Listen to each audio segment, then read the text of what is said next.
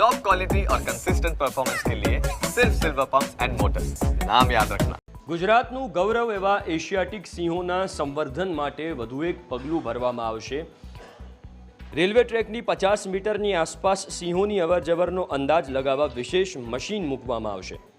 Intrusion detection device નામનું વિશેષ machine મૂકવામાં આવશે અને આ મશીન લગાવવા માટે રેલ વિભાગ દ્વારા ટેન્ડર જાહેર કરાયું છે અને આગામી 6 મહિનામાં અમલવારી થાય તેવી શક્યતા છે। હાઈકોર્ટમાં સુનાવણી દરમિયાન રેલ વિભાગે માહિતી આપી છે। નોંધનીય છે કે સિંહોના અકારણે મોત મામલે ગુજરાત હાઈકોર્ટમાં જાહેર હિતની અરજીઓ ચાલી રહી છે।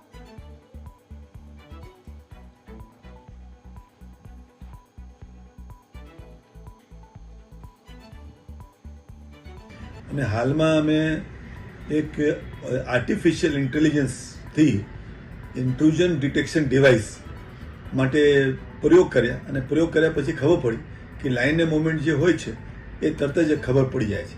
એટલે જ્યારે સક્સેસફુલી પ્રેક્ટિકલી અમે જોઈ લીધું ત્યાર પછી અમે નક્કી કર્યા કે ભાઈ રેલવે ડિપાર્ટમેન્ટ નક્કી કર્યું કે આના બાબતમાં અમે ટેન્ડર ફ્લોટ કરીશું। જે સિંહોને જે નુકસાન થાય છે, જે એમને જાનને જોખમ પડે છે, એ જાનને જોખમ ન થાય અને જે કન્સર્ન છે નામદાર વડી અદાલતને એક સંપૂર્ણ રીતે અમે સાચવ્યું।